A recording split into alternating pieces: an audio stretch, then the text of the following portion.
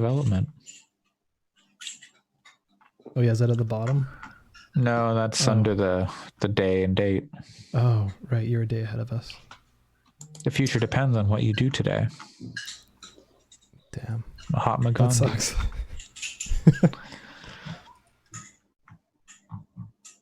Yeah, that's too bad because I didn't do a whole lot today. No, me neither. I'm connecting the United Cities of America today. Everyone says, like, talks about the quote. I don't even know how to get to the quote. It's at You the just scroll bottom. down. It's underneath all the cities. Like at the very bottom.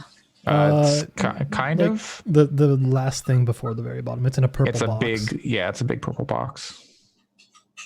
Nope. What? What? All right. Really? Well, anyways, when should we do this thing? 40? I'm putting recording now. Hold on. Oh God, I'm not looking at. Oh, Okay, well. is everyone 40. ready? No, 45 not 40. then. 45. Okay. Wait, we're all good? Okay.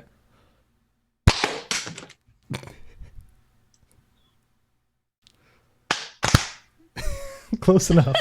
A little bit fast on Okay. that one. I was expecting, but whatever. I was fine. I know I was a little bit fast. I was like half a second, but I was a little bit Absolutely. slow, but I'm gonna send a Absolutely nailed screenshot it. of what this looks like to me because it does not have the quote, and I'm upset about it. I'm so sad for you. Yeah, if you scroll down from there, Mm-hmm. should it, or is that the bottom for you? No, I can scroll. I can scroll through the time zone, sunrise, sunset, day length, and solar time, time difference, and then there's Edmonds on the map, and that's the big purple map. And then I scroll Map. down, and I Yeah. get restaurants, See, find places to eat. what?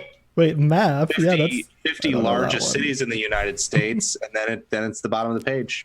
No, interesting. Pat, for me, it's just like, okay, time. That's what I'm- Okay, time zones, cool. Cities, great. Quote, and then bottom. Nope. Yeah. It looks totally different for me. are you? So What strange. are you? Is that what is it? What is that on your? I am on time.is. No, I mean on your computer, your phone. Yeah, no, I'm on the desktop. What the Maybe- fuck? This is what I'm saying. guess- I had a suspicion that mine interface for this looks different somehow. Did you turn German there for a second? Mine interface?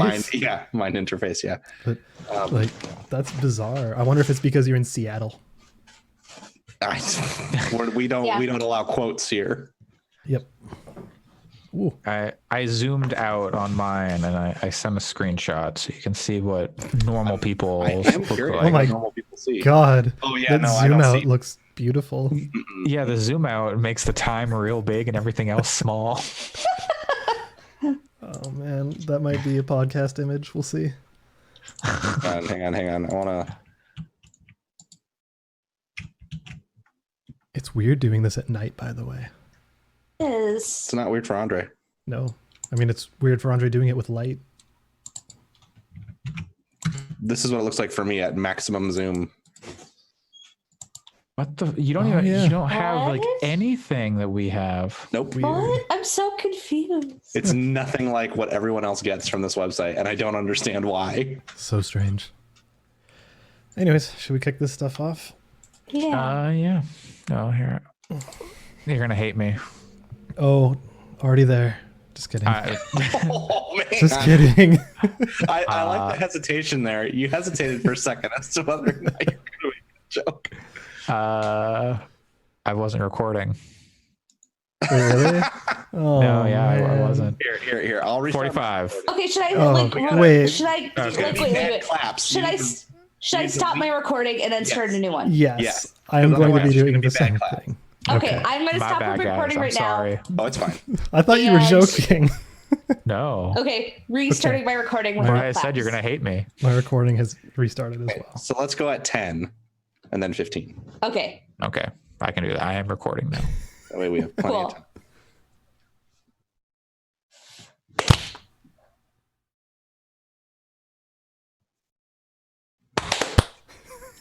There we go. cool. Okay, perfect. Oh, Beautiful. boy. It's going to make timestamping a hell of a thing, but let's do this. Why? Because Alex did not restart his recording. No, I restarted my recording, Oh, but I okay. didn't restart the OBS recording, which is what I base it off of. Got it. My B. No, it's all good. All right. Then away we go. Hello and welcome to Gaming Fix episode 95 on this November 9th or 10th, depending on where on the dateline you fall. I am your host, Andre Cole. I am joined today by Alex Galinas. What is your strand name? Oh, God. That's it. I'm teacher man or English man, whichever strikes you better. Pat Cotter, what is your strand name? I don't know that I can answer that. Okay, it's not a hard question. Allison, if it's based on a profession, then I would probably be Bean Man. Okay, yeah, no, I like it. Allison, what is your strand name? The first thing that popped into my head was sad Star Wars fan man. Okay. Can I take a mulligan and say Pokemon? Oh. You may not really like Detective Poke? Pikachu with me. In fact, Exactly. Like, I'm a really big fan of Poke Bowls. Okay. Oh, well, same. Poke Bowls? Okay, so we've got Pokemon is and delicious. Pokemon. It is. Oh, that kind of Poke. Exactly. I think it's okay. So I read a thing. I don't know. You all might know better than me because I just started eating it Nice. since I moved here. Just started eating. Nice. Well, I didn't say real that wild nice thing for I you. started trying. because so I always thought it was Poke because I had never been around it a lot. But what I read was that it's actually just poke, and they put the accent on the end of it to make white people more comfortable to say poke, like because That's hilarious. it's weird for people to call it poke, like for most like white folks to say I'm gonna go get a poke bowl. But it's It sounds funny. it's like called it has to do with like actually like poking the food or something. Weird. That's why it's called a poke bowl. It's not a native language thing. It's like I've never had it. I wonder if it made its Okay, way oh, back. okay. I wonder if it's made its way back to Hawaii because Brad from It's Alive, well, Bon Appetit, went to Hawaii and made Poke Bowls, and they called it Poke. So, it's also totally possible that what I read is complete bullshit. So I who don't know. knows? It's on like Pat, Wikipedia or something, I think. Pat, So- I found a pronunciation thing today. How do you pronounce the ship at the start of Star Wars that is being chased by the Star Destroyer in the first one? Tantine or Tantive. It's actually pronounced Tantive. I understand. So the reason I sighed before I God. said that is because I knew it was coming. And I'm never going to call it that. I'm going to call it Tantive forever. I just found it out today, and I literally just like took a step back. Like, what is going on with my life? It came up a lot, and it will come up a lot soon because the Epic expansion is out now. X-Wing has that ship as a model for a type of game called Epic, where you have huge ships. So that ship is a playing piece again. They just released the X-Wing second edition Epic rules, so we'll be hearing a lot of Tantive. Like,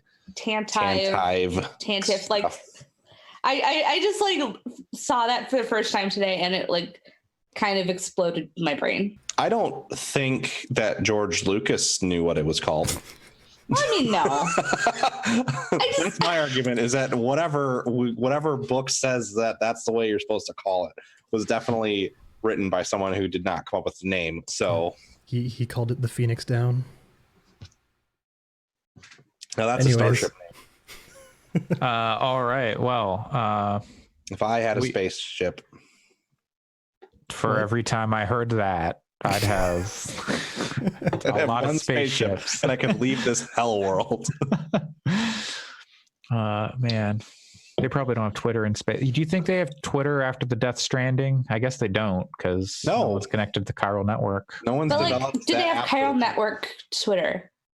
I mean, Uh, well, they have eventually. email, yeah, so it's all back to chain emails. We'll get to Death Well, Stranding. as Sam points out at one point, it all goes around and around. Like eventually they'll get Twitter for the chiral network. Mm-hmm. Well, and then it'll be ruined, and then there'll be another Death Stranding event, and then they'll have to do it all over again. Yep. Well, we'll get back to Death Stranding momentarily, but we've got some other games people have been playing. Allison.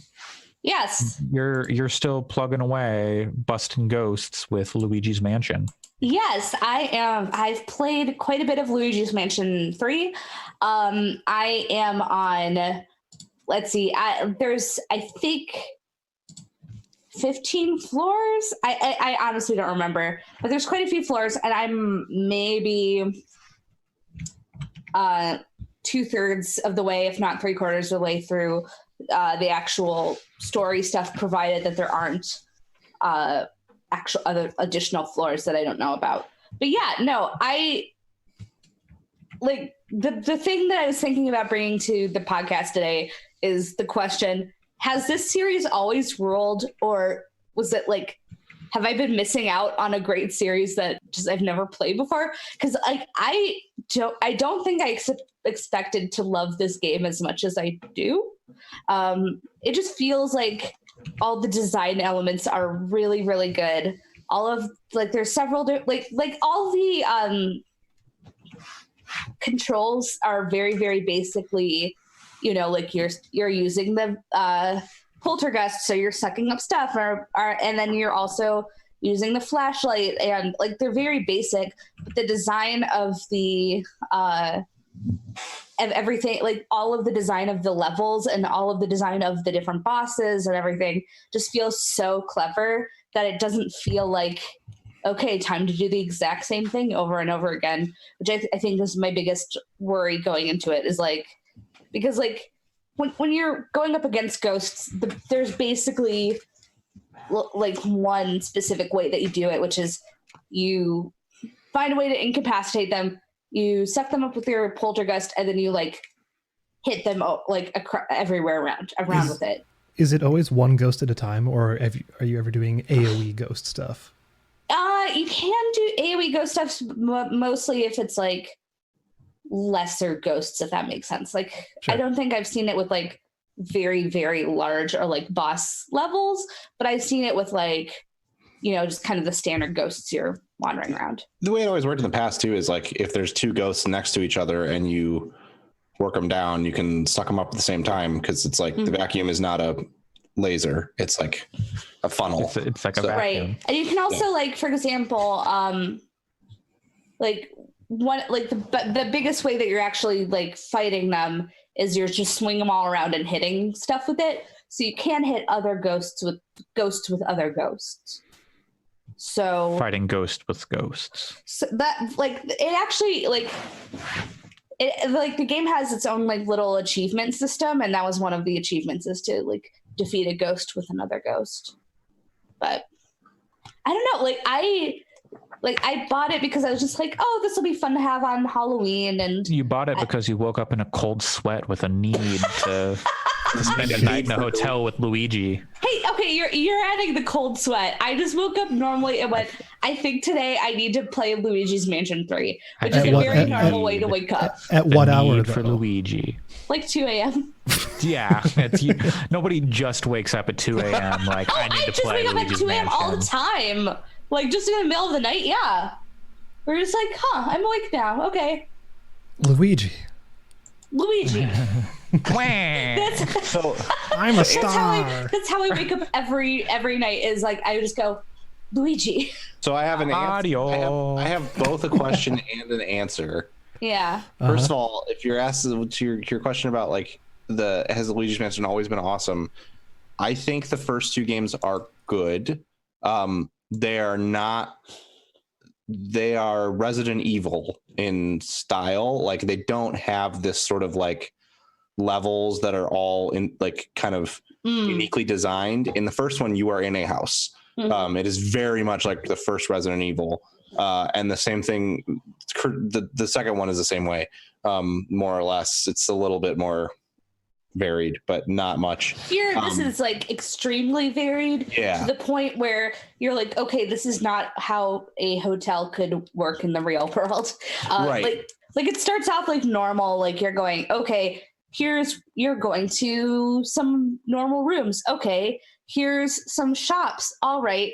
Here's a restaurant. Cool. Here's a giant garden with a like huge like thing that goes up several stories. It's like, okay, here's an Egyptian tomb. Okay. It's like, so Okay. it's like, fine. Here's a movie studio. Oh, okay.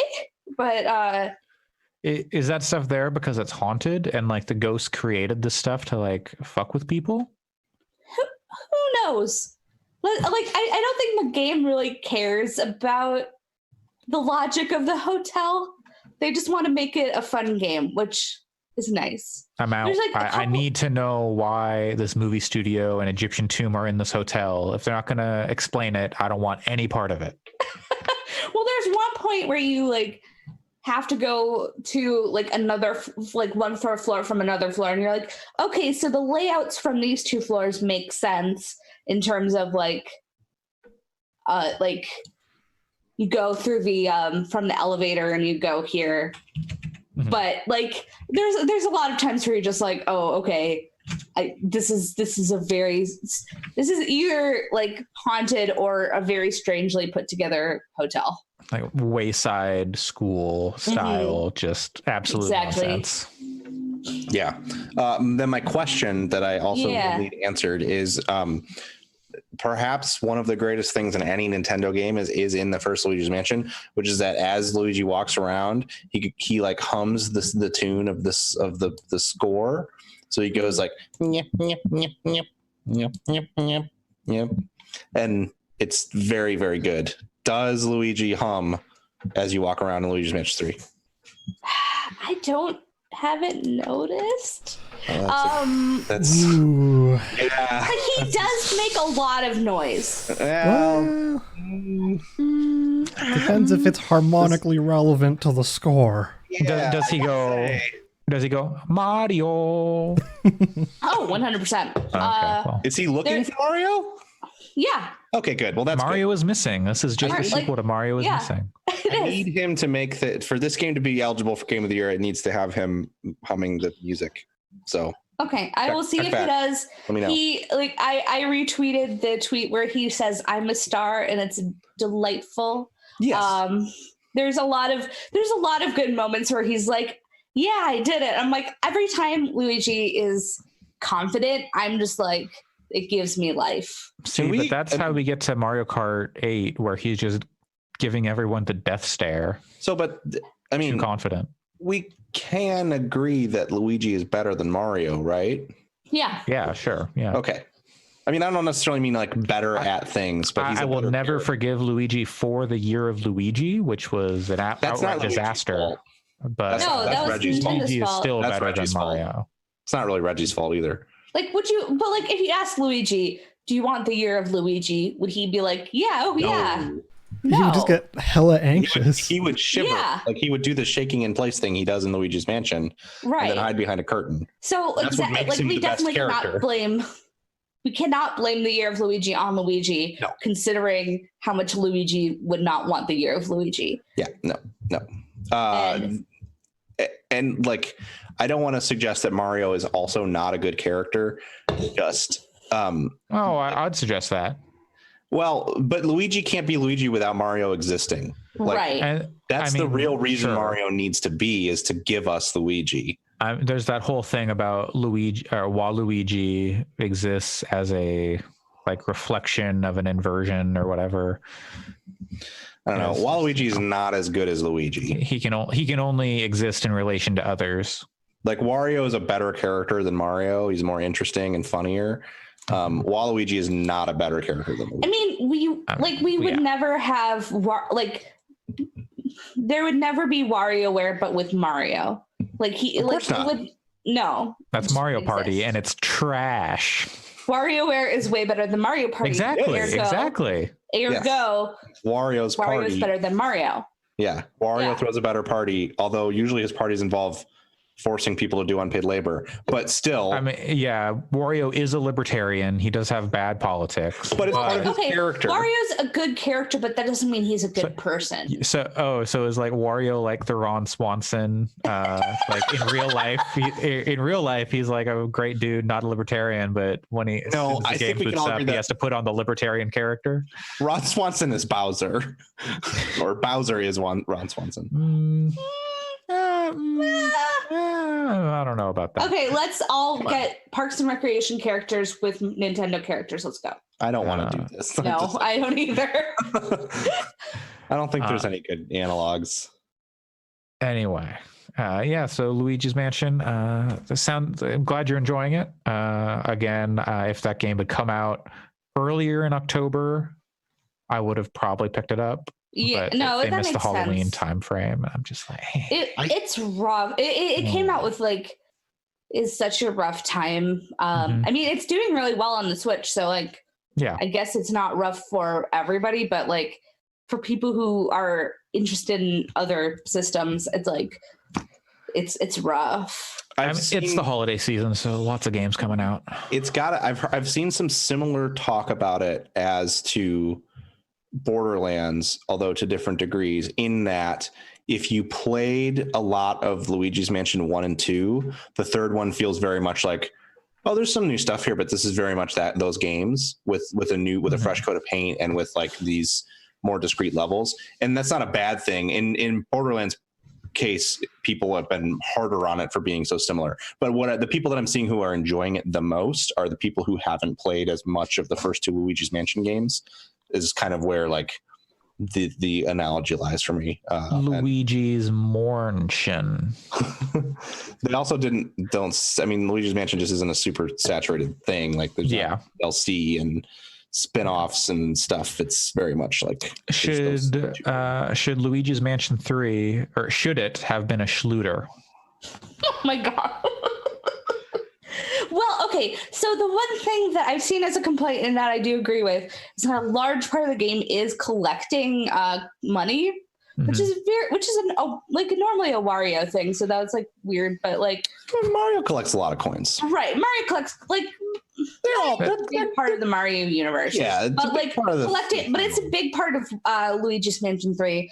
But like the stuff you spend it on is kind of mediocre. So it would be nice if they had like Odyssey style costumes, right? Costumes that you could buy with your money, because right now it's basically like, do you want something that can like resurrect you if you die, which I keep a couple on me at all times, sure, and then things to locate either the collectible gems that you can find or the collectible booze that you can catch. So it's like see Luigi's kind nipples. of boring. So let us see Mario's nipples in Odyssey. Let us see Luigi's nipples. I mean, I don't know. Just give him funny hats. I'd buy them with. What if his nipples were funny hats? I want to see Wario's nipples. Wario's nipples would just be a couple motorcycles. Honestly, you probably could. Oh my god. It's the wheels. It's just like wheels spinning. God. Like spinning pasties. Rims? Like the scene from no, it's motorcycle wheels. Like the whole thing is just with spinning rims. Like, jeez, this is no, dark. I think it's just the whole wheel. I'm sorry spinning. I said anything. Like they're just like the whole wheel spins, not just the rims. I didn't need this image. What? I'm gonna be You said you wanted to see Wario's nipples, and I'm tonight. just painting a word picture for you. I just didn't think you have to. I mean, I didn't think that's what it was. That's what they look like. Would you prefer me to say like they're like little pink and round? I don't need a like description. little hairs and maybe see like it's like little bits of like garlic, like the Oh garlic, my gosh! Oh. like on there. I See, tonight I'm going to be waking up in a cold sweat thinking about Wario's nipples. I regret all of this. then you're gonna wake up and buy Wario Land. I mean, the Wario series of games are all good. I don't know. Don't you already have the WarioWare Gold or whatever?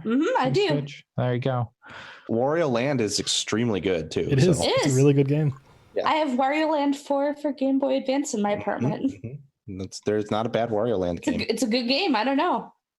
All What I'm right. saying is there have been more games from each person in the Wario family who has their own game that are good than there have been games with Mario at the center that are good. Sure. Yeah, Uh, you're probably right. I don't know. Well, I don't have strong opinions about Mario games, really. but I feel like there's such a wide variety of Mario games, though.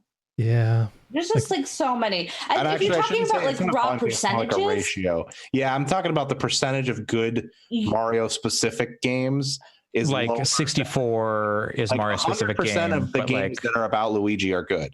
So are you excluding like Mario Kart because it has like an extended cast of everybody? I don't know, because I really want to attribute the shitty sports games to Mario. but then also, are you attributing stuff like Paper Mario? Oh, Paper Mario's good. Well, most of Never them. mind. This requires a lot more effort. then Much like Mario and thinking about Luigi Wario's is nipples, like- this requires far more effort than I really want to expend on it. all right. Anyway, Luigi's Mansion 3 is good, and I'm excited. And this week, I'm going to be playing more of it. I am going to be playing more Tetris 99 because I literally just found out that there's a Tetris 99 Maximus Cup going on, and I'm glad I found out now instead of after it was done. It's And a then also, Pokemon theme, right? yeah, because next week's Pokemon, and I'm very excited. Ooh. Yeah. I'm looking forward to that. My bank account is not going to be happy. My bank account just like Jedi hits me also, right Yeah. I have to take the week off of work and just play Death Stranding all week, and then I can play. Jesus. Yep. It's a thing. All right. Well, speaking of things that are things, Alex has played our game of the year. Why don't you tell us about Garfield Kart Furious Racing?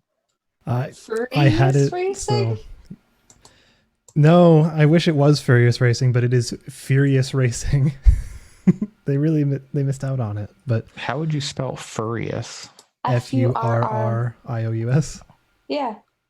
Okay. Yeah, I'll but accept no. it. So that game has a lot working against it. Okay.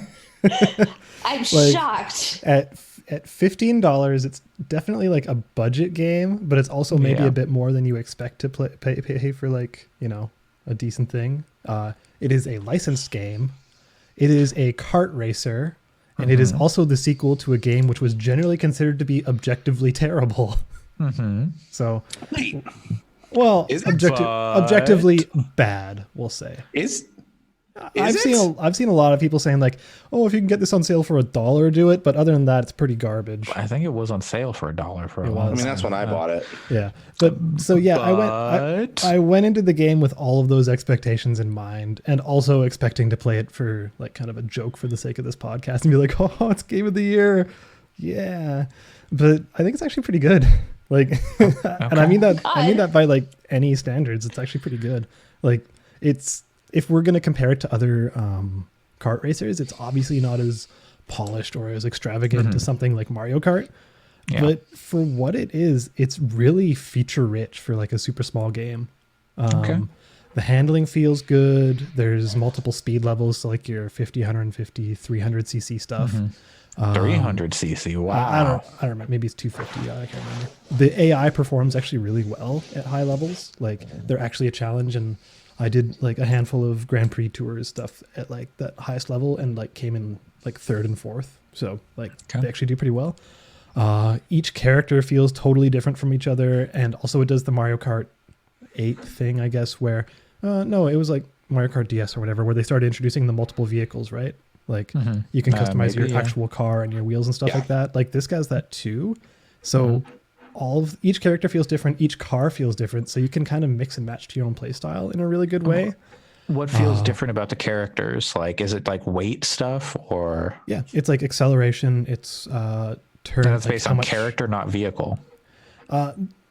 Yeah, well, so Is it a let's combination? It's a combination, because Okay, let's say like you're on a scale from 1 to 10 for like 3 categories, one being speed, one being turning, one being, I don't know, weight. Yeah. If your character is at 6 for one of those, The next character might be at like 2. The next character might be at 8. Like those are big swings. And then adjusting your car is like plus or minus 1 to each of those. So it's like fine tuning stuff a little bit. So they do change stuff, and like each car gives flavor. So it feels good, which is weird. Like there's a lot of courses and they all feel pretty distinct. Like some of the power-ups are pretty creative. Like there's the spring where you get the spring and you can either use it to bounce yourself really high and like jump over stuff, or drop it behind you as a trap to like wipe someone out like a banana in Mario Kart. So that's pretty cool. It has a lasagna power up. There is. It speeds you up. It's like the mushroom. Okay. Yep. It has a full single player Grand Prix mode, local multiplayer, and online multiplayer. Like for $15, I think it's kind of a no-brainer. Like it's a really good game. Like especially if someone's looking for like a qualitatively good kart racer, but they're on a budget. Like maybe they want one for their kids, but don't want to spend $60 for a Mario Kart. Like I spent about an hour with it for my first time and had a pretty great time with it. So I was coming in here expecting to poop all over this game, but I think it's actually pretty good. I'm genuinely a little bit shocked. Yeah, I will say there's little stuff I can kind of criticize about it. Like the drift is maybe the weirdest drift I've ever had to get used to, because you hit the button and you start drifting and it basically throws you to a 90-degree angle. So if you start accelerating again, you just like slam into walls. But once you get used to that, you realize, you just don't accelerate like really fast and then you're fine. But like weird. Yeah, it's like, so there's little things that are weird about it, but it plays great. I think it's actually a good game. Nice. So unexpected. What else have you been playing? Let's see. I was playing this game called Mosaic, which I played it on Apple Arcade. I think it might be out on other platforms, maybe PS4. I can't remember. But regardless, I played it on Apple Arcade. And sorry, just writing down our timestamp for the sake of our listeners. Oh, yes. Y'all ever played Limbo or Inside? Yeah. Yep. So it's kind of like that, but instead of taking place in like a forest or whatever the hell you want to consider inside, it's kind of taking place in like this dystopian corporate future where everyone in the world works for one giant corporation, and every individual is like one tiny cog in this giant machine. Okay. So like it's a pretty cool environment, and artistically it's really neat. It's like the US 10 years from now when Disney owns everything. Yeah, basically. Disney. It's cute that you think everyone's going to get to work for a company like Disney. What are we it's going to be Amazon. Yeah. But yeah, no, like the aesthetic is really cool. Like it's super low detail, but the art style itself has the characters with like these weird grotesque proportions that make no sense in reality. Like their limbs are really long and really like stick-like at the end, and like, you know, weird stuff like that. And like the color choice is interesting. It's like pretty muted and monotone, and except for when it wants to show you like glimmers of hope and light and stuff like that, then it gets really colorful and vibrant and like starts up this really jaunty, cute music and stuff like that. Also, it has multiple cats, so that's pretty rad. But overall, I think it's okay. It's it's got some big problems with it. For one, so the term walking sim is something that when it first came out, like I was kind of weird with it. Like I was like, okay, like these games are usually single player, first person, narrative focused, like very curated experiences, right? And like you're walking around interacting and poking and prodding and all these things, and it's encouraging you to do that. And it's like, yeah, check out all these details we made. And then that just kind of got dubbed the walking sim. This game isn't that. This should be what walking sim is called, because your movement speed is so fucking slow. Like it is the worst. Like it is excruciating slow for everything you do. Like, and it doesn't serve any purpose. Like it's no artistic purpose. It's not like drawing your attention to subtle changes or anything like that. It just feels like it's artificially trying to turn what could be a 1.5 hour game into a 3 hour game. And it's just so annoying. It's just like, I'm just trying to move from left to right, and like this should take me like 10 seconds, but it's taken like a minute, and it's terrible.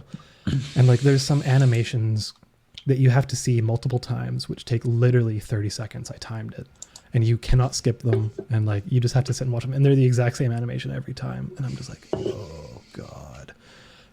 There are these puzzles in them, in it, like it's technically a puzzle game, but by that I mean there's 5 of them over the course of the entire game. And the mechanics of those puzzles are very poorly explained. Like there's a core mechanic that should be a part of it that it's like, yeah, you should use this and do that, and it never explains like what button you use to use that and like what it actually does. So you're just like, what? Okay. And also they're not particularly hard or like clever. How are you with a controller or keyboard and mouse? I was playing with a controller, and it has like proper prompts and everything like that. Do you think any of this would be alleviated? Like obviously the slowness wouldn't, but like some of those like not knowing how to like use a thing or whatever would be alleviated with the touchscreen controls? Touchscreen maybe, with keyboard no. Touchscreen maybe, because it ends up that you're kind of like holding on something and then like selecting from a radial menu, but it doesn't explain that. Like it's just like use this power up, and it doesn't explain that like using a controller you're supposed to hold the button and radial menu it. It's just like, oh, now you have a new tile type that you can use here, and you're like, wow. So like, yeah, but yeah, no, they're not particularly hard or clever, because basically what you're doing is like building nodes on a thing, and you're trying to reach a node at the end, and there's only ever really one solution, and it's kind of just based on timing. So it's like, it's not particularly challenging. I don't know, like the puzzles are bad, and that's kind of the main gameplay mechanics. So I don't know, all that criticism being said, I did enjoy it in the end, and I think it was an interesting experience. I particularly was super into the last sequence. Like I thought it was really visually cool and like conveyed a pretty positive message considering how bleak everything else was. Like if you have Apple Arcade, I recommend giving it a play, but I don't think I would recommend it at whatever the full price is, because I don't think it's worth that. But okay. Also, I think Spirit of the North broke me, because I look at like I look at Mosaic, and I think like I look at Mosaic, and then I look at Spirit of the North, and Spirit of the North was just ridiculously polished and complete, and like I look and I'm like, man, that was made by 2 people. And then I look at this game, and this credits had like dozen or a couple dozen people, and it's like way smaller in scope and is just way jankier, and it's like it doesn't feel good and stuff like that. I'm like, man, Spirit of the North was pretty impressive. So that's my takeaway from Mosaic. It's okay, play Spirit of the North. Okay. Well, you played a game that I recommended. Lonely. You have here Lonely Mountains Downhill. So maybe that's a different game. Yep. You got like the cat DLC or something. Yep. Also stars Garfield. No. Oh yeah, Garfield on a mountain bike. Oh man, I would totally play that. Biking down a mountain of lasagna. Hell yeah. I don't have that much to say about it. I put about an hour into it. But it's really cool. It kind of reminds me of a more relaxing Trackmania, if that makes sense. Sure. Because like you were kind of fumbling your way through these mountains and these courses for the first few times, like you would with a Trackmania course when you're figuring out where to go. But or like a Trials, like it's less like goofy, and like puzzly, but same kind of thing. Way less frustrating than Trials, because like I think with Trials is that gets mechanics heavy and just difficult. It's a puzzle game. Yeah, but like whereas this is like a the reason I make it more akin to Trackmania is like with Trackmania, once you dial it in and you know the course, then it's kind of just like relaxing and you don't have to really concentrate, and it's just kind of a flow thing, which is also what Lonely Mountain is. Like it's very much a flow thing, and you're just like kind of competing against yourself, even though there's leaderboards and stuff like that. But it's just it feels good, it looks good, it plays good. It's good. I don't know. I think it's a solid little game. Yeah, glad you like it, and everyone should check it out. It is on Xbox Game Pass on console, not on PC. It is on PC. On Game Pass PC? Yes, I played it on Game Pass PC. Oh, cool. And then you can also play it on PS4. I don't know if I mentioned it last time, but I did have some performance like hiccups with the PS4 version, just like random like short like stutters or whatever. And the developer said they are working on fixing that. And it's not like awful, but it is just enough to like, I screwed up on that run now because of that little hitch, so now I've got to like go back to the checkpoint or whatever. But Yeah, it's not awful. I would still recommend it despite that. I think I ran into like one or two of those on PC as well, and that's if I set it to like high quality. So I had to set it down to medium, but that could also be my computer being a piece of crap. So Yeah, who knows? I don't know if that's the game. Yeah, it's always hard to recreate that stuff. I did have like a few crashes, like actual like game just fully crashing to like the PS4 menu, but again, it wasn't enough to like make me dislike the game. I'd always like immediately boot it back up, and it's not like you lose a ton of progress or anything if that happens. Yeah, but it's a good game. Yeah, Totally I recommend agree. Pat, you've got 2 games on here that you say are optional. Yeah, I mean, if we want to talk about the other game, I think. Do you have anything to say about Borderlands 3? Like, have you gotten much further, or yeah, I mean, I'm opinions like, changed? I think 2/3 of the way ish through the game now, and I think it's good. I like it a lot. I think that it's pretty funny. I think that a lot of the like turning, I still think a lot of the everyone turning their noses up at the writing is a little silly. There's like some really great heartfelt character moments that happen in the latter half of that game. And just generally, I mean, I think it's very fun to play, and the weapons get a tiny bit repetitive, but it's kind of a like, there's specific kinds of weapons that I like a lot, and so I'll get one of those and then get something that's better and then kind of be bummed, and then I'll find one of the ones that I like a lot that's at a higher power level, and it's like, it's cool. And I don't think that their weapons are any more repetitive than they are in something like Destiny, which also like has weapons that are kind of, a lot of the scout rifles are the same, so yeah, I don't know. It's a good game. I still think it's worth playing, especially if you have another person to play it with. I don't know if it would be as fun solo, but yeah, that's good. And then in this year of our Lord 2019, do you have anything new or profound to say about Alan Wake? In light of like Control? Yeah, so that's kind of why we're anything playing it, is because I've actually not finished Alan Wake before, but me neither. The PC port is garbage. Yeah, so that's how I was playing it before, and I haven't had an Xbox in so long, but I realized like a light bulb went off that it's backwards compatible on Xbox One, so I picked up a copy of it from the game store down the street, and I will say that like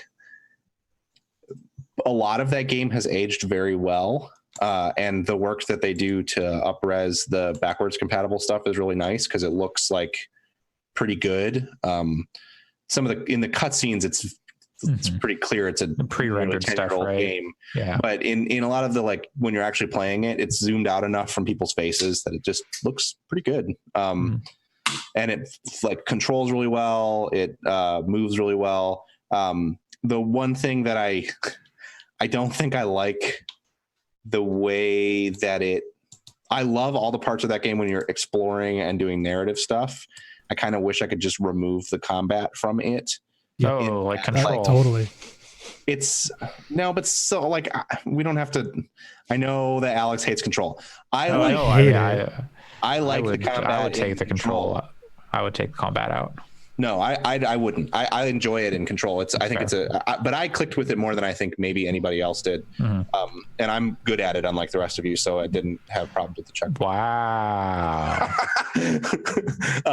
Alex just dabbed for the listeners.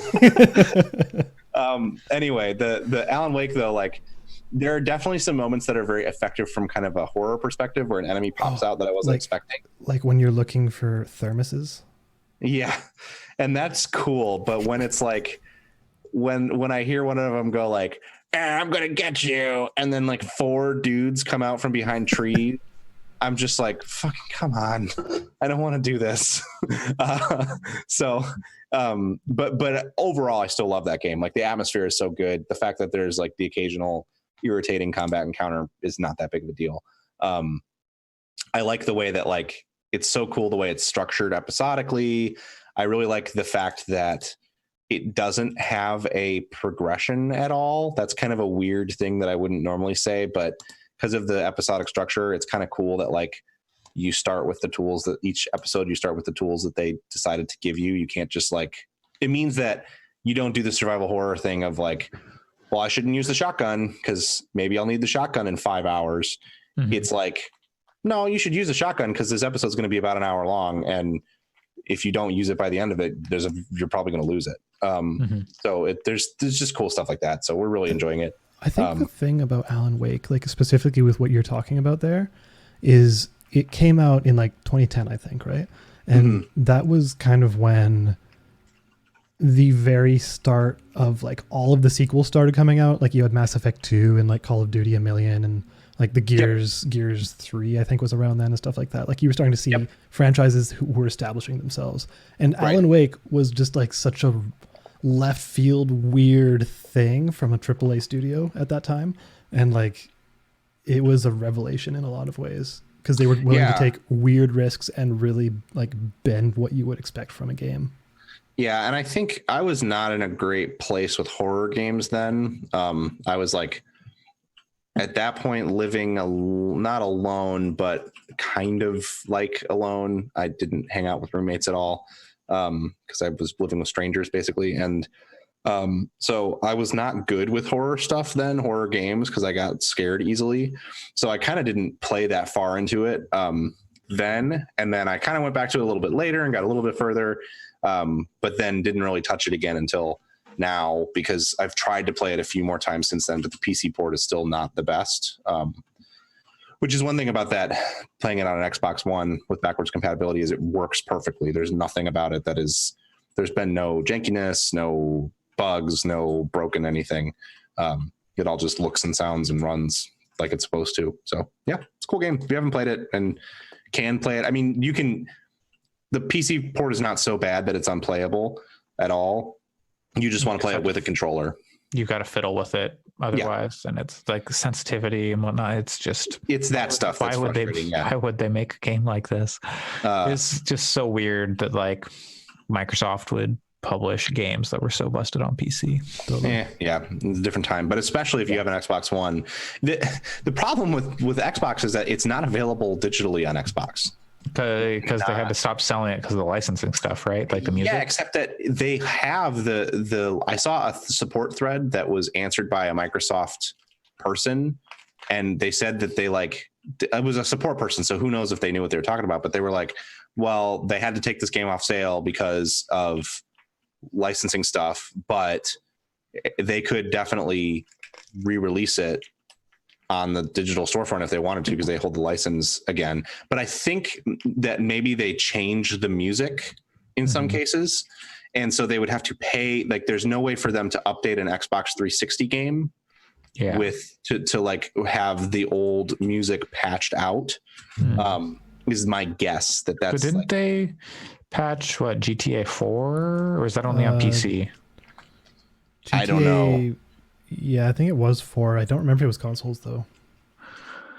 Who knows? Or it could just be they didn't want to pay for a patch too. I mean, yeah. But it's definitely not available digitally on the Xbox, which is launching on the PS5 is Alan Wake and Alan Wake's American Nightmare remastered.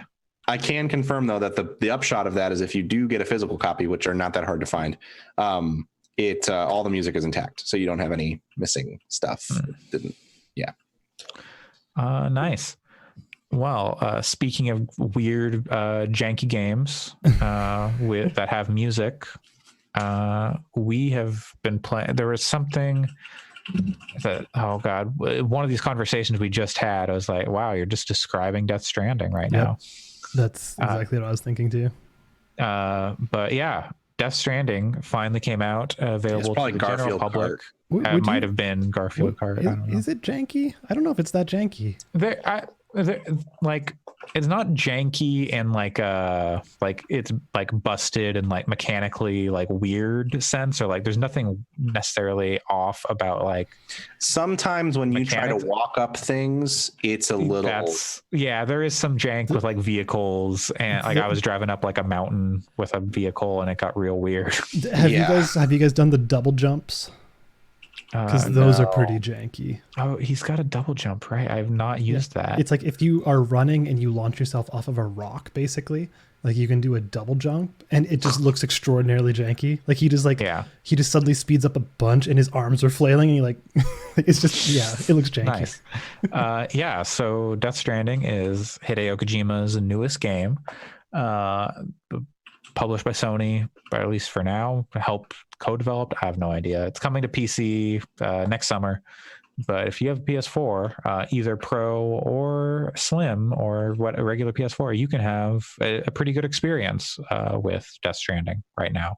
Right off the bat, it runs well on all their consoles. Yeah, I have a launch PS4 and it's running totally fine. No slowdown, no hitching. It's like I'm not surprised by that. Fine. Yeah, I'm not surprised by that because like it's the Decima engine, which is the Horizon Zero Dawn engine. And like Sony always make sure their like first party games like run well. It's also as nice of a looking game as it is. It's not particularly complicated looking. Like it's not. Yeah. Like Horizon is doing a lot more stuff than Death Stranding is. Like Horizon pushes that engine way more than Death Stranding. Oh yes, absolutely. And that goes for like the environments and for like the people too. The models, again, Death Stranding models, they look fine. They look good. They look as good as like MGS5.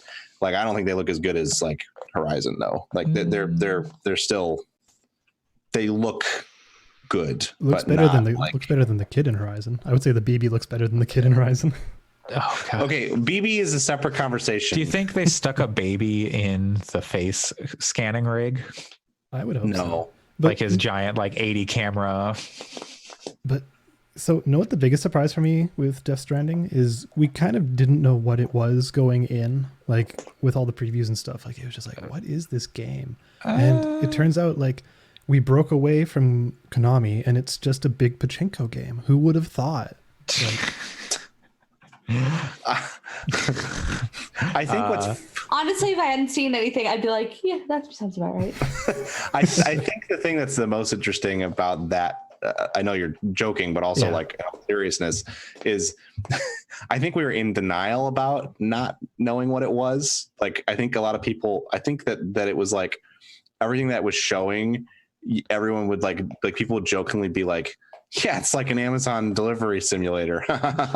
And in the back of your mind, you were like, it's got to be way more than that. I mean, come on. I mean, this is the man who brought us Metal Gear Solid 2, like with like the whole, like the entire build up to that game was a fake out. Yeah. Yeah. Most of that game was just naked cartwheeling. It's true. And skateboarding. Yeah. Yeah. Skateboarding. But yeah, make Skate 4. Death Stranding is actually very much a like you go from point A to point B, you turn in packages. Yeah, it is Uber Eats the game. Yeah, kind of. I mean, sometimes it is literally. Yeah, so I watched pretty much. I don't even know where to start with this. I guess we'll come back to the point I was just about to make, but yeah. So if you watched the coverage of that game, especially like recently, the lead up. That game is exactly what they've shown. You are putting packages on your back and you are walking across very rocky terrain to like bunkers where you give people their weird like duralumium cases or whatever. And then they say, hey, thanks for that. A thing that I like is every time you deliver a case, not every time, but some of the characters will say, can I look at it? Like you're talking to them and they'll be like, can I check it? And it's like, yeah, dog, it's yours now. I don't care what you do with that package. Yeah. Like you can look at it if you want to. I mean, it's kind of like, I see it as like, hey, can you give me a second? I know, but it's just the dialogue sometimes is funny to me when they're like, can I have a look? Yeah. Yes. It's in your possession now. Yeah. The very beginning of that game, it starts off like you're doing some shit. It's like part? You don't what? Like which very beginning part? Like not like the very very opening, but like kind of very very opening is kind of intense too. That's like an interesting thing. But like it kind of just throws you in. It's like, okay, pick up some shit and then go in this cave because the time falls here, which is their weird like acid rain kind of equivalent, where instead of being acid, it just ages things when it hits it. but then as soon as it like it's gets chiral. on the ground, it becomes like inert. Yeah, it's because of its chiral Chiralium. Yeah, whatever. Whatever. temporal properties. Makes things float too. Yeah. Yep. Chiralium. It's for what ails you. It's good for what ails you. Actually, it's the opposite of that. Yeah, that's true. Not good things to you. I don't know if what ails you is life. Yeah. And the lives of everyone around you in like a 50-mile radius. Yeah. Oh yeah. So I have to say that is one of my favorite things about this game is so Metal Gear Solid. Well, Metal Gear for the MSX, frankly, they were like the first games to really encourage pure stealth gameplay and like not murdering people. This game technically has combat and like barely. It technically does, but it really encourages like a pacifist play style because like according to its lore, if you killed someone, you'd literally destroy like half the world. Like if you went through and like Last of Us did it, like you would be destroying cities. Yeah, I mean, that's kind of a big thing. So yeah, one of the early things that you are introduced to basically immediately almost is the idea of like necrosis, or what are they, is that what they call it? Yeah.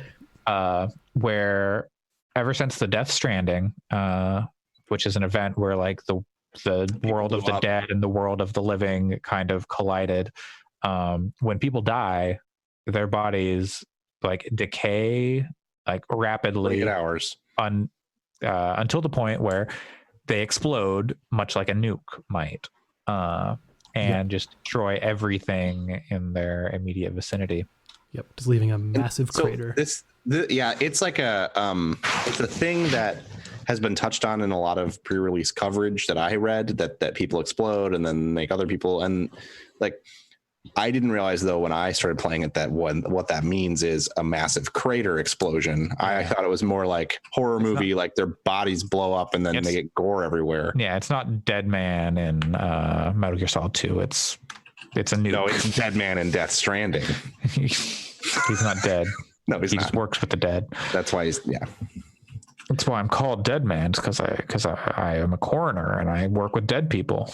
He talks about well, I don't want to share too much like specific dialogue because I'm sure people will want to discover some of that stuff. Yeah, totally. And there's some great character names in there. So I actually think I agree. Like a thing that this game does, this is kind of more broadly like opinion stuff. I mean, it has definitely some troublesome narrative shit in it, or narrative maybe isn't even the right term. Troublesome like lore building shit in it. Lore and like Kojima-esque, like why is this like this? So I don't want to like gloss over that stuff, but I think from like the characters, like going into it, I was like, Die Hardman is a dumbass name, and that's a dumbass character, and he looks like a dumbass, and I hate this. But as soon as I was introduced to Die Hardman, I was like, dude, I will walk across this entire country for you. You're amazing. I love your voice acting. I love your character. I don't snicker whenever people say Die Hardman. And then they say it a lot. Every time he calls you, he's like, hey, Die Hardman here. He has a unique ringtone for your codec because there's a unique ringtone for each person. And why doesn't he use his real name? They don't use their real. No one uses their real names. That's his name. Shouldn't it be about making connections? And can you really make a connection if you're using the name Die Hardman? Like, fucking Mama isn't Mama's real name. She wasn't Mama before she became a mom. I think Dead Man wasn't born into like also, the coroner profession. The real names are things like, what is Amelie's middle name? It's like Amelie Sarah Strand. I mean, that's whatever. But like, if you get not whatever. That's a worse name. Dead Man. No, it's a code. Dead Man is a code name, and that's fine. It's just like, come on. Also, when you get to like the people who run like the distribution center or the wind farm, the guy who runs the wind farm is named like Jake Nathan Wind. or Jake. Yeah, Jake Wind. Something Wind. Like, but what? you figure. So one thing that I want to know, and I don't know if I actually, I'm sure this is answered, and if you know the answer, I don't want to know. I want to discover the answer. Is how long after the Death Stranding all of this stuff is happening? I want to know when the Death Stranding happened. It can't be super long because a very, very, very early interaction is someone saying like, "Oh, I remember when the United States was a country." Yeah, so there are people alive who remember what it was like before the Death Stranding. Yeah, so it can't be more than like 30 or 40 years. And that's a good point. Then that guy, there's like a thing later where the guy who says that, I'm like, wait, how old are you? But yeah, because I want it to be, I what I want in my head is for this to be like a couple hundred years afterwards. But yeah, it's not. You're right. That guy says that, which is definitely like a pretty major plot hole because the characters act like it's been a really long time sometimes. I'm more interested in when, like, what year is this taking place, or how long after? When did the Death Stranding happen? What year did that happen? Did it happen 2021? Did it happen 2019?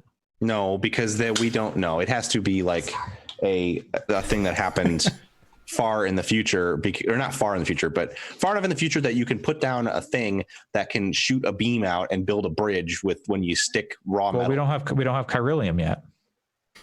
Yeah, maybe that was a post Death Stranding technology. I mean, Chiralium did help them. They talk about how that helped them advance certain technologies, but I don't think like the Death Stranding happens in 2019 or nanomachines. It's like, I mean, maybe it happens after the events of Metal Gear Solid 4. That would make more sense if it's in the same universe.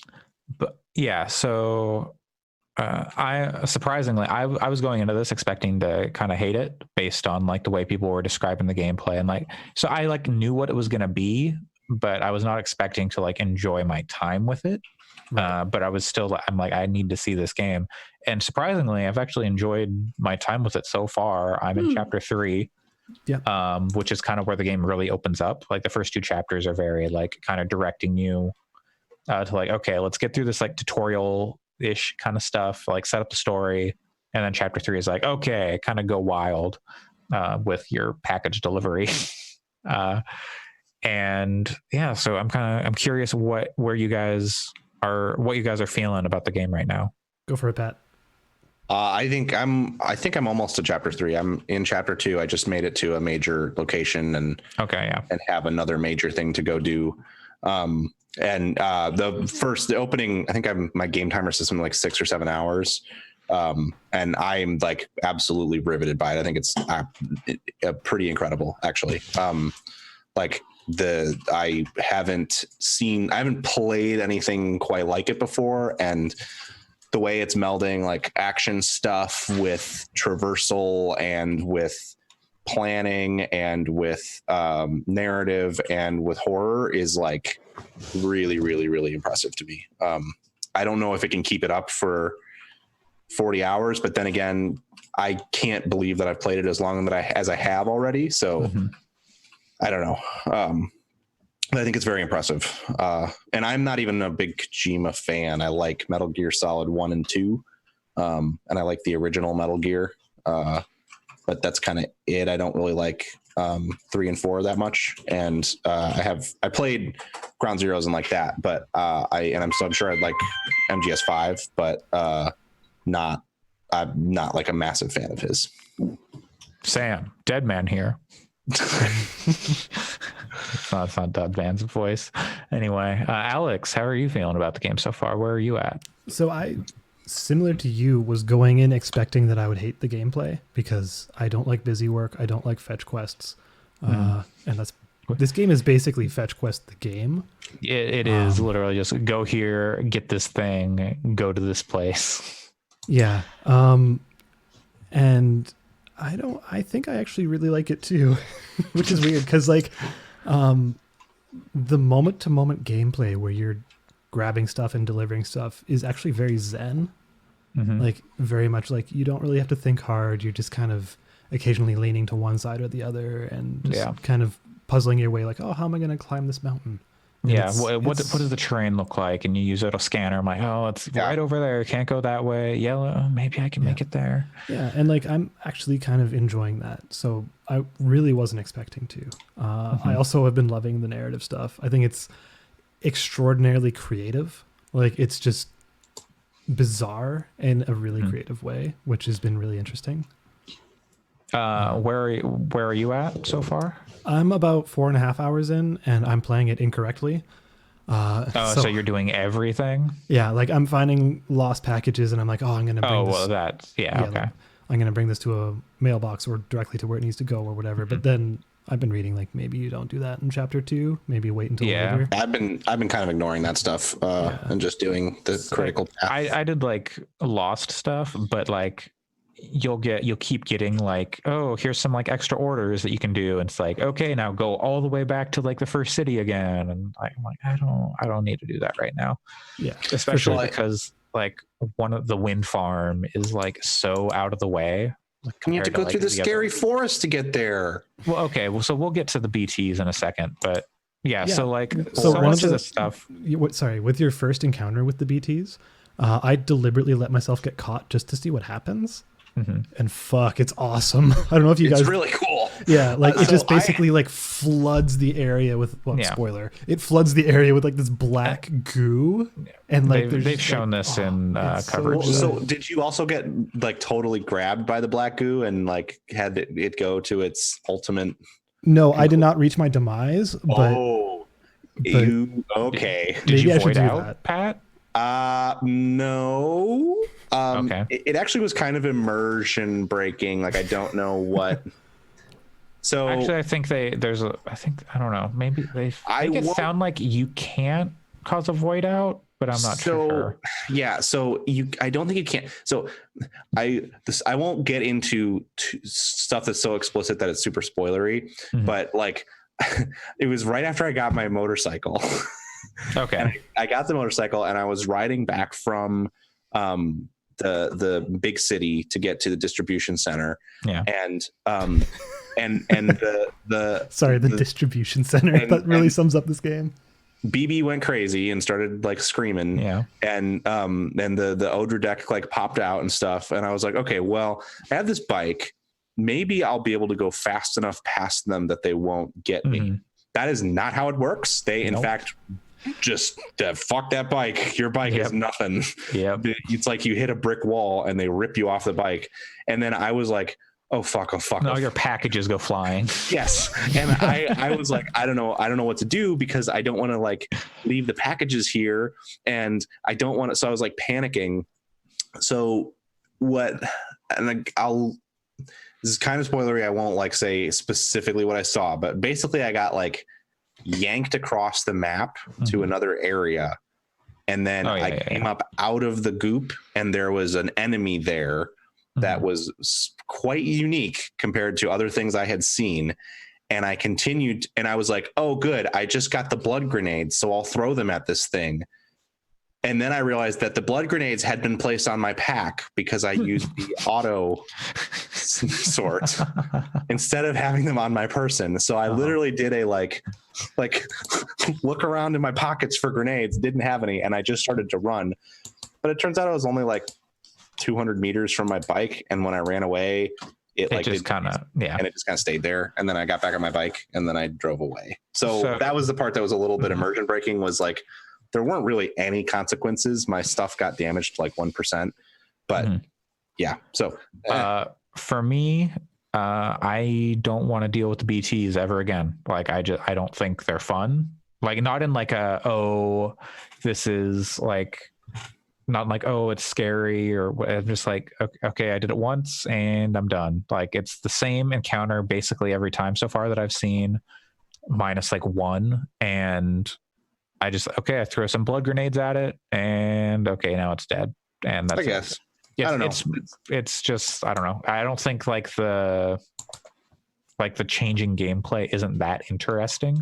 And like if they do more with it as the game goes on and like make it a little more varied, that'd be cool. But as it is right now, I don't want to deal with any more of those encounters. I've killed like 4 BTs and that's fine. Yeah, I mean, I fought some with the grenades after that. I disagree in that I think that the way that it forces you to engage with the environment like you can't just take the path that makes sense sometimes if you don't want to.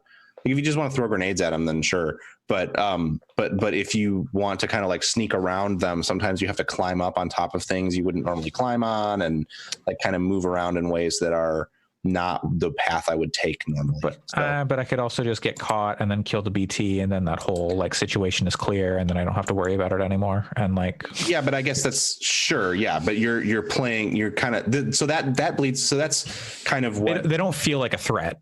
So that's what it boils down to, though, for me about this game. And this is how I think different people are going to react to it. Not that I'm trying to like psychoanalyze the way you play games, but you really have to play this game.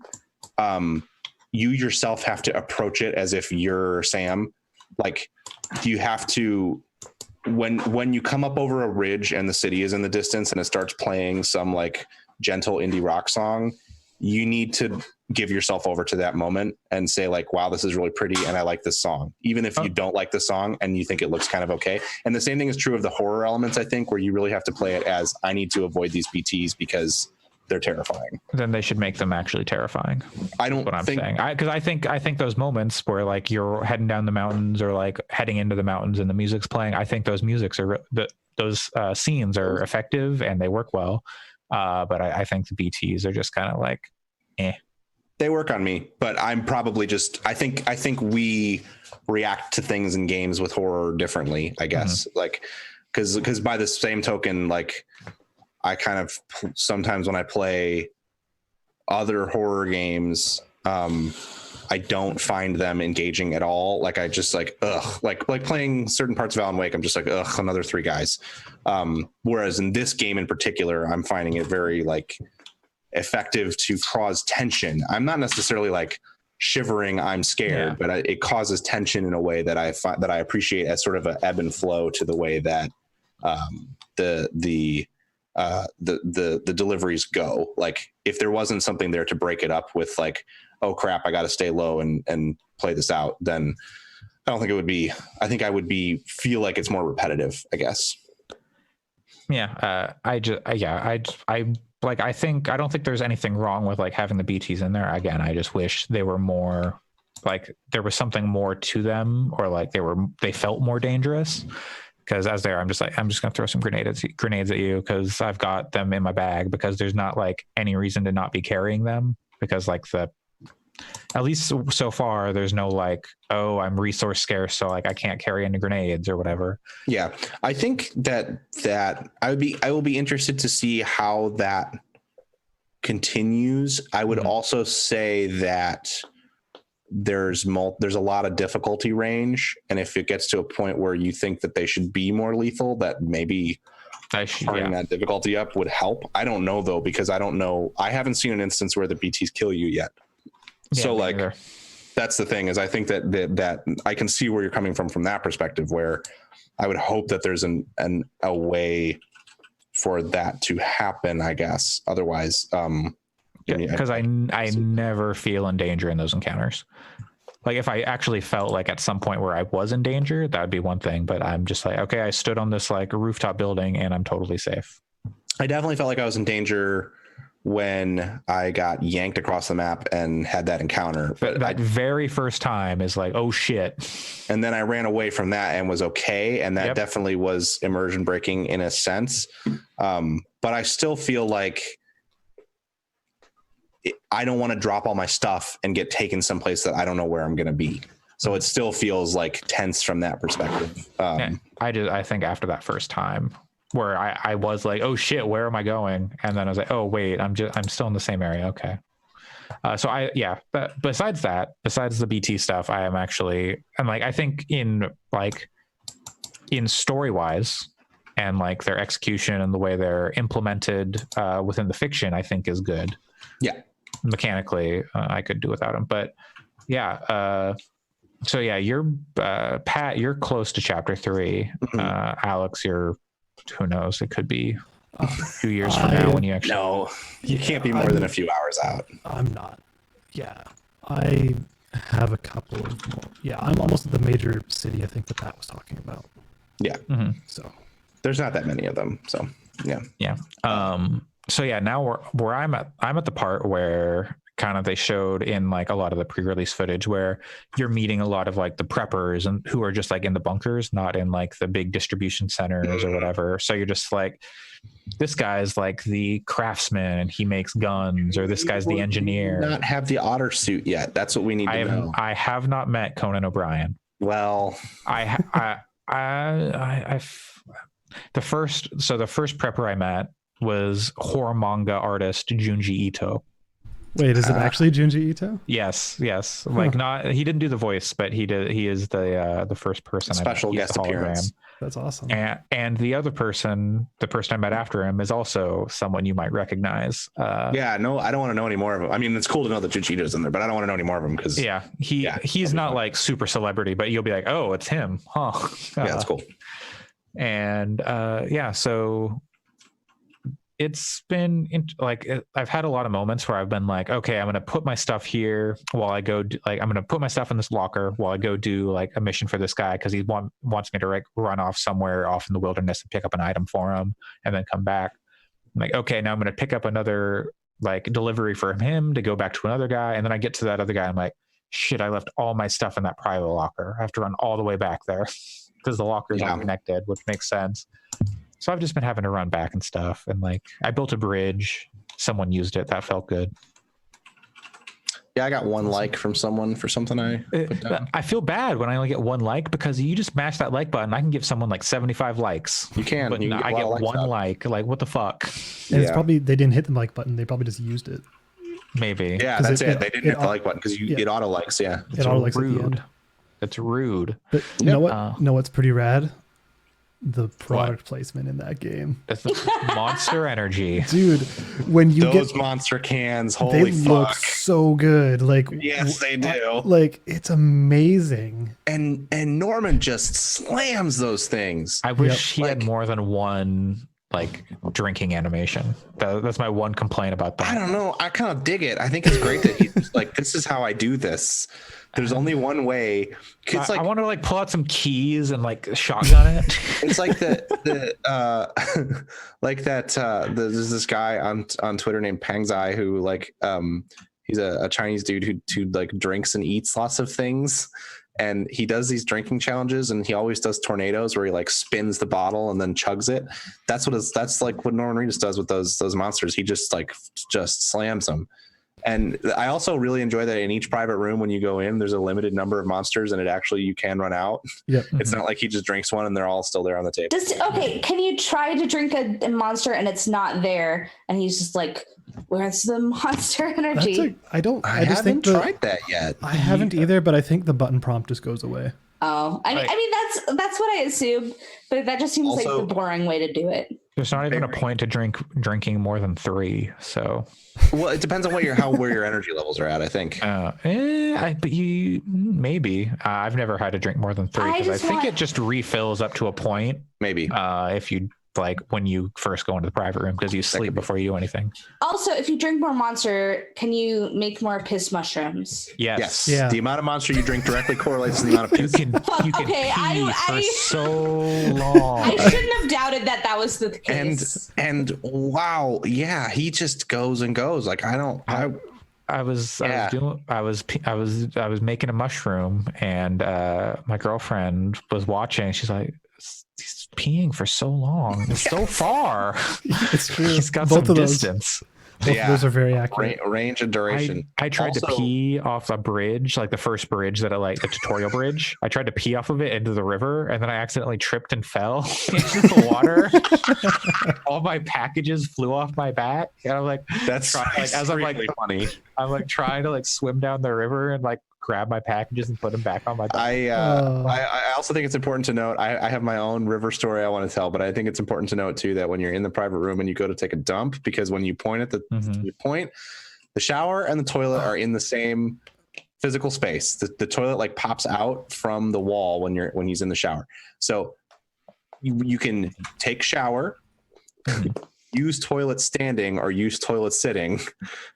So I guess I should don't know have been the what he's name of doing this in game. Use toilet stand. He could be doing anything in there, but when you use toilet sitting, Use toilet standing. the door closes and there is an advertisement for his AMC television show Norman about Reedus's motorcycles. AMC Yep. And it television plays a show. motorcycle noise. And it plays a motorcycle noise. So I don't think that he's taking a dump in there. I think he's cranking it. Because, I mean, that noise. Cranking that throttle. Exactly. What the fuck is this game? Like, It's So, my river adventure there was a point when I was trying to take, it was when I was trying to get to the city that I'm in now. Mhm. And I saw there was like a sliver, the way that the water depth works, there's like blue depth, and that's just like slows you down. There's a yellow depth, which you have to hold the triggers to steady yourself to move through, and you lose endurance while you're doing that. So you can't go too far or you'll get swept away. And then there's red depth, which just sweeps you away immediately. So I was going through like a corridor of yellow with red on either side, and then something like it's across the river. Mhm. And then it just like was like, nope, actually you're in red depth water, and we just made it look like you're in yellow. So I just like, and I started doing the like otter floating, except that like no control, you have to like paddle and stuff. And then I had to like paddle my way to the shore, and your stuff comes off your back when you start floating in the river. And so then I had to like sprint down along the shore to try to pick up the stuff that I had lost in the river, which I then jumped into the water to pick up the stuff I had lost, and then lost more stuff. Mhm. It was a very, that was like, It's very Benny Hill. but that's sort of why I like the range of moments that you get from, whether you like the BTs or not. Like at least you had them once or twice of like, oh shit, this is terrifying. Kind of terrifying might be stretched, but this is scary.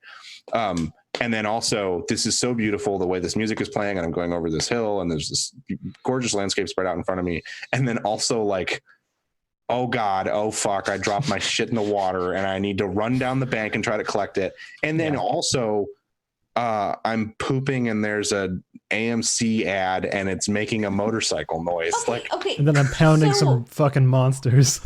So but in this universe, Norman Reedus also exists. Well, no, Norman Reedus would be dead probably. That's the thing. But or living in a bunker. Show, right? Apparently AMC still exists. But it promotes specifically Norman Reedus' show. They do not. No one discusses. Yeah, no one discusses the advertisement. Right, but like presumably, I'm just blown. Like my mind is blown that like at some point you could theoretically like. Since we've established. Okay, look at it this way. Do you think that it's a private room? He's the only person in the room. Yet it still puts up this ad. Ride with Norman Reedus. Other people come into the room sometimes. Yes, they can come in, but like they also, I guess there's like a camera in there, but like they just don't even. It's the justification is very odd. I think they just wanted some funding. Do you think that if Norman Reedus, Sam Porter Bridges Norman Reedus, sees an ad for his own television show from the past, it would cause a second Death Stranding? He's never going to see it because it's only when he's pooping or when he's cranking. Know, but if someone else were to crank it in his private room in the bathroom, then he was outside and he would explode. Sorry, Allison, go ahead.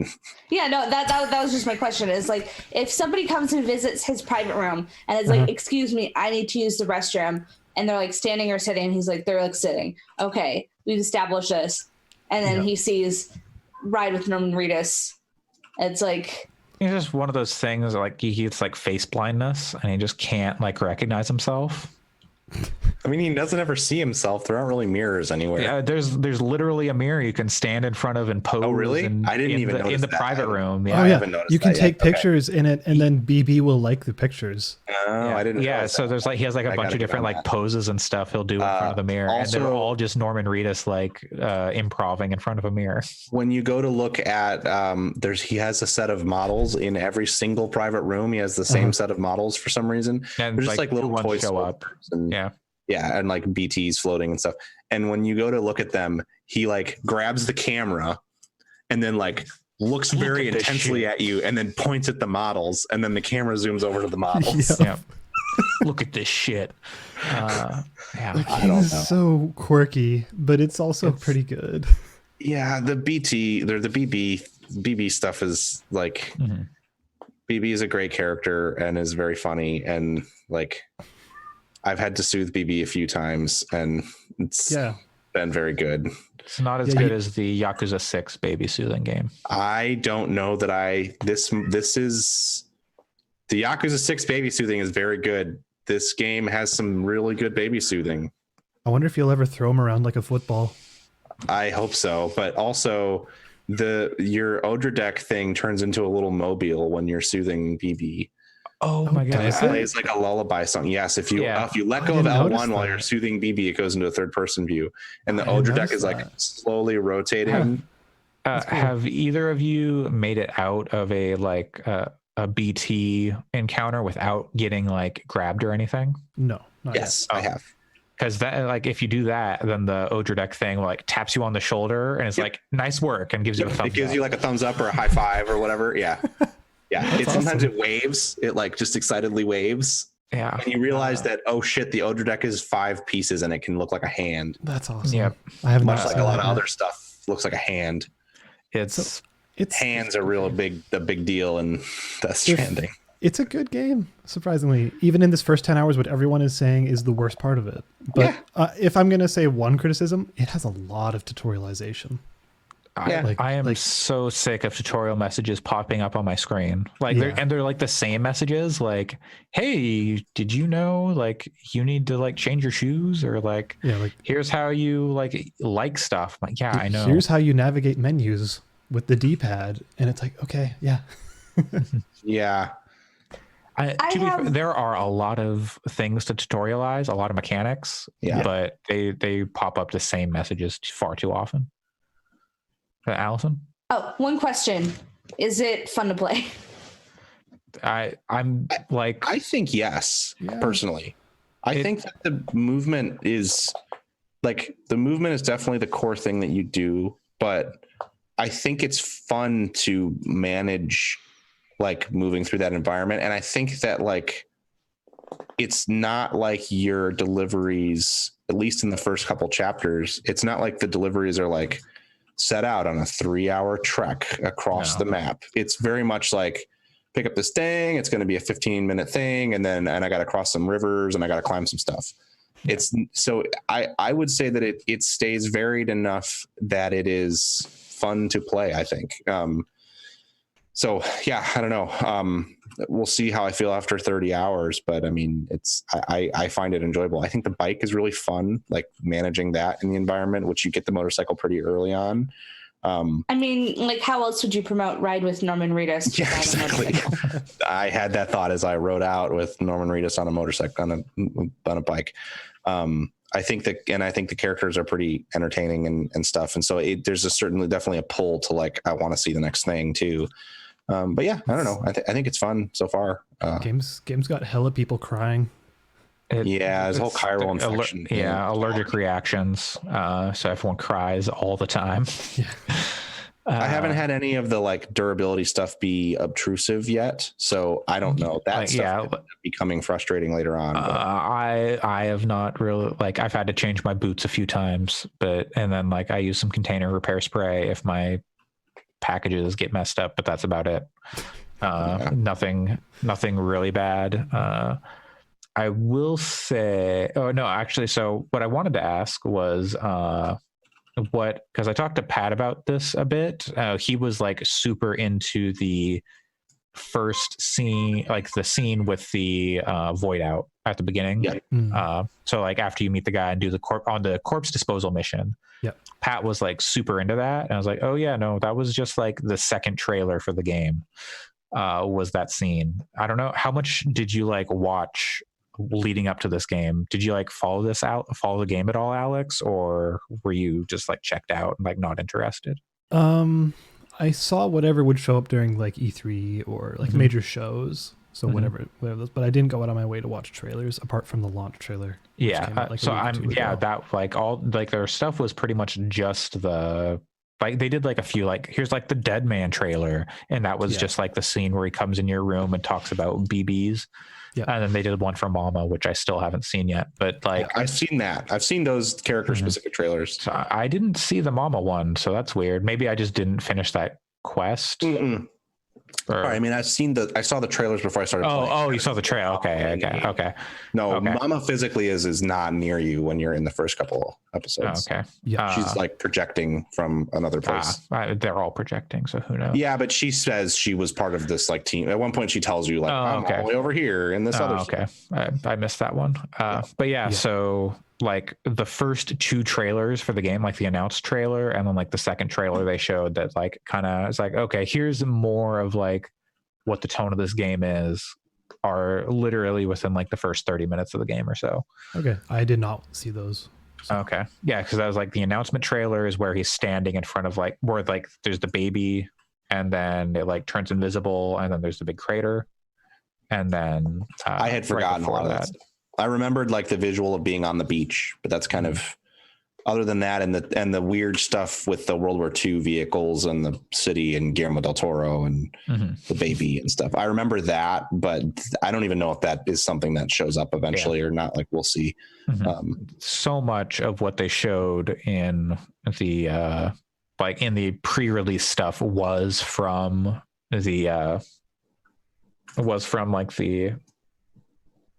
like the beginning of the game, like the first two chapters, and then it's like a little bit from the launch trailer also, but then it seems like there's definitely some stuff in there where I'm like, okay, I see where this is going now, that I'm in chapter 3, like based on the launch trailer stuff.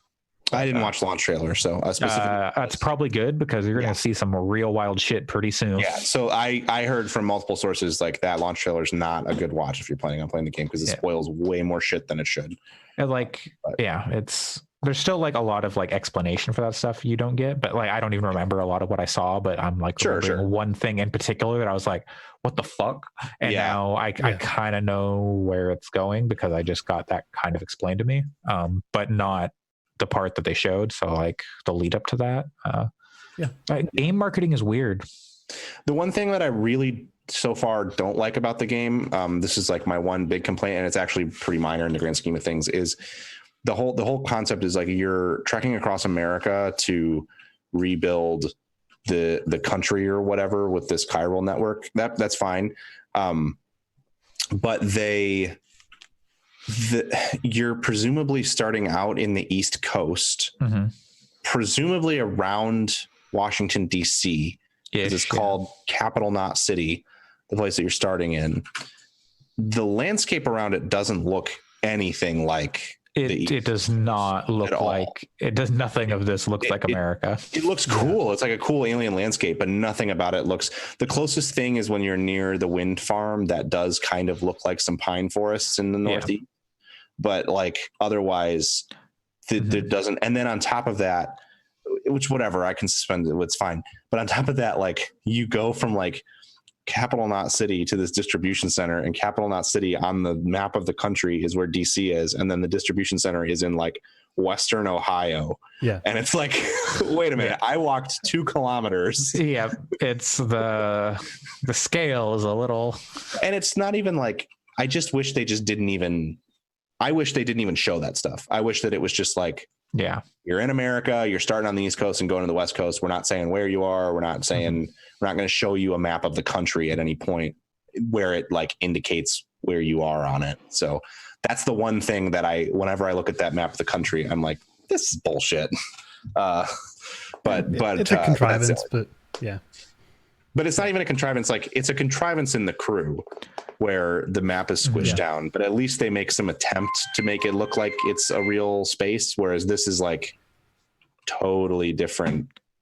Like just absolutely. Well, because they're putting real like distances on your map, and then they're like showing things, and it's like you went 2 kilometers, and then it shows the map of America, and you're like 4 states away. You're like, what?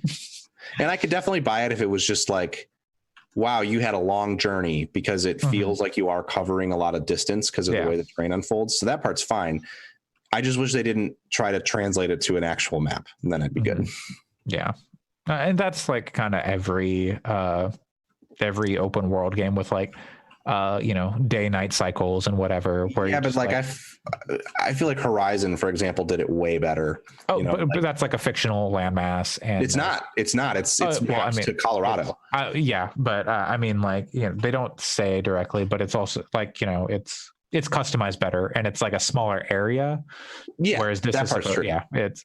But like they also fudge distances because they say like this area is, they heavily hint towards this area is Denver, this area is Salt Lake City in Utah. Like they definitely in Horizon say like you're kind of where you are now was this. Yeah. But it feels way better because there's a varied types of terrain and stuff, and it feels just like all around. So far in Death Stranding, I think that the distances are a little tough to. And the terrain, at least so far where I'm at, has not changed like it's all rocks significantly.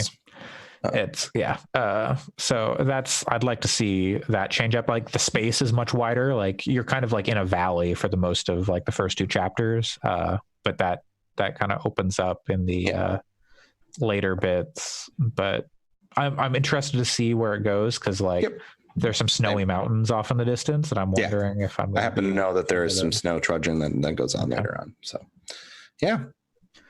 Death Stranding, it's a video game. It came out.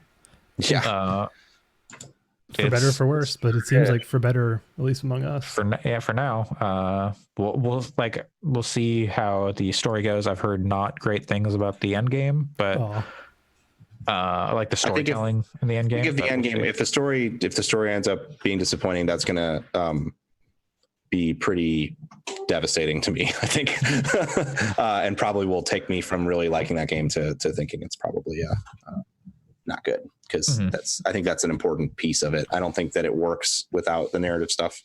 And Guillermo del Toro is such a rad guy. He is, although he is full stop, but his character in that, he's not playing himself. He's not. Yeah, this is unrelated. I would be probably convinced to buy the game if it was just like Guillermo del Toro as himself. I'd be like, okay. It's definitely his face, and it looks like his face, and it's great. Right. And the voice actor that plays him is awesome, but it is not technically him. Yeah. Right. But I mean, it like literally, if it was literal Guillermo del Toro, and he's just like, yeah, I made some movies, but we need to deal with this Strand stuff, and I'm like, so that'd be good. This isn't Death Stranding anymore. I have a friend who is, currently lives in Mexico. She's Mexican.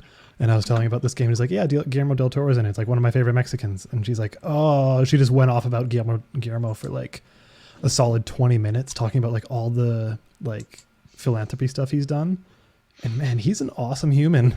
Oh, he's so cool. like one of the things was like, he sponsored a bunch of kids in Mexico to like really help them learn math, and then sent them to like math competitions across the world where they would like win, and like just spreading math kind of stuff in like small communities to try and promote them. Nerd. Yeah, like he's a fucking nerd. He's awesome. Yeah, he's great. Yeah, he's a philanthropist, and he's awesome. Everyone should love Guillermo. He's also like one of my favorite like famous people I've met. That's cool. Nice. He's my favorite film director, so yeah, for sure. He drew me a picture. That's awesome. Nice. Was it of BB-8? No, it was just like a picture like of himself with his signature. It's adorable. So my life goal has to be for Guillermo to draw me a picture of BB as BB-8. God. Wait, so would it be like BB's head that rolls around?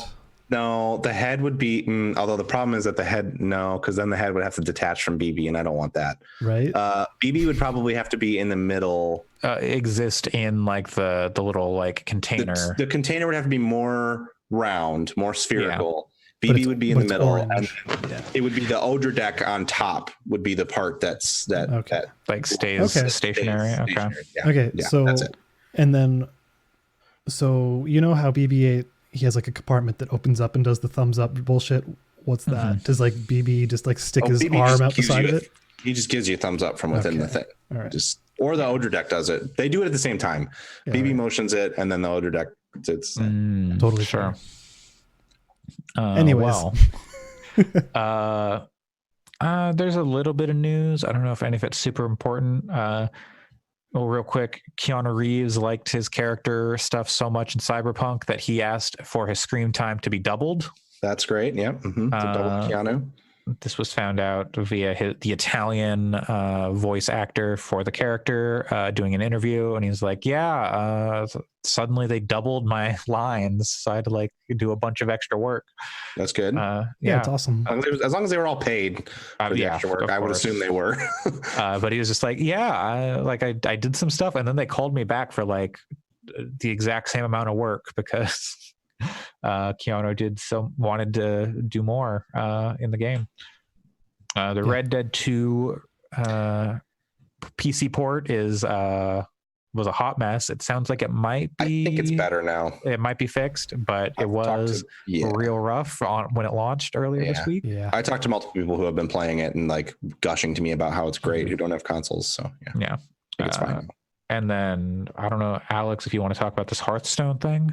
Yeah, it's kind of unfortunate with the timing of all the other Hearthstone stuff, but the first female winner of an official Blizzard Hearthstone tournament happened. That was Liyun. She's also one of the first Chinese winners of one of the major tournaments, I think. Okay. So it's cool, but of course the news surrounding Blizzard right now makes that a little bit weirder, but it is still pretty cool. Yeah. All right. Well, we'll keep playing Death Stranding. Next week we'll maybe have some Pokemon or Jedi Fallen Order thoughts to share with the world. Oh God. Yeah, what a couple of weeks. With that in mind, we are moving Game of the Year to, was it January 4th? Yeah. 2020. First weekend of January, whatever that is. First weekend of January. Yes. I believe January 4th. So we can play some extra games. We had some scheduling stuff. Yeah. Originally we were planning on December 7th. That ain't gonna happen. So. I'm so happy because I was just like looking at November and it's like, what are we gonna like? I felt the anxiety creep. It was freaking Austin Walker's fault because he was like, in an episode of Waypoint Radio recently, he was like, "Y'all, now December's a month away," and I was like, "Don't do this to me, man." No, I've definitely had that like in the back of my mind of like, hey, do I need to be playing video games? And it's like, this podcast is a hobby, but at the same time, I'm like, Game of the Year is coming up. Well, so what better way to split the difference than do the first week of January? Yeah, no, I think it's a good choice. We can consider all games of 2020. And that's the other thing that I like is 2020. Yep. We can consider everything that came out and we don't have to do any. I mean, we'll probably consider December games still from 2019. We made that, or 2018. We made that pact, but we can. I don't know if anything. Chop it off. I mean, it's just going to be me saying Smash Bros. And then nobody going for it. But right. And then I'll say Green was really pretty. Yeah. Yep. It was real pretty. All right. Well, that is going to do it for episode 95. We're almost at 100, y'all. We almost have 100. Yeah. Wow. Yep. I think if you count comic and movie fix, we're probably there. Oh yeah. I mean, yeah. With like the extra stuff we are, but like we're so close to the numbered 100. Maybe we'll do something for episode 100. We should do another Jackbox. We should do a Jackbox episode. That would be fun. We could do that. It'll be mid-December. Yeah. I'll run something by y'all for episode 100, but we'll talk. Or if you have suggestions, email us at gaming@fix.space. Yes, please do. We also, we can celebrate with some Jackbox without it being the episode 100. Yeah. Either way, you can find me, Andre, on Twitter at Coolsluss, COOLSL4W. Alex, where can people find you? In Victoria, British Columbia. Okay. That's actually far more specific than I would have ever thought you would have gotten. It's also a lot more literal than you ever get. Strap on my backpack and I'll head on over. Allison, where can people find you? Find me on Twitter at WRITERSERENYTY. Pat, how about you? Find me at PJC Plays. And next weekend, I believe Pat might be joining another podcast group for some extra live streaming. Potentially, yeah. Depends on The what we find out. Saturday, they are going from midnight Friday night or Saturday morning, however you want to say it, to Saturday at midnight. I'm hoping to get in on some of that early morning Saturday action if they've got the slots. Yeah, and I'll probably join in afternoon or late night for us. But yeah, we'll see. Thanks for joining me this week, and we'll be back next week with more video game thoughts. Goodbye, everybody. Good evening. Bye, BBs. ABB.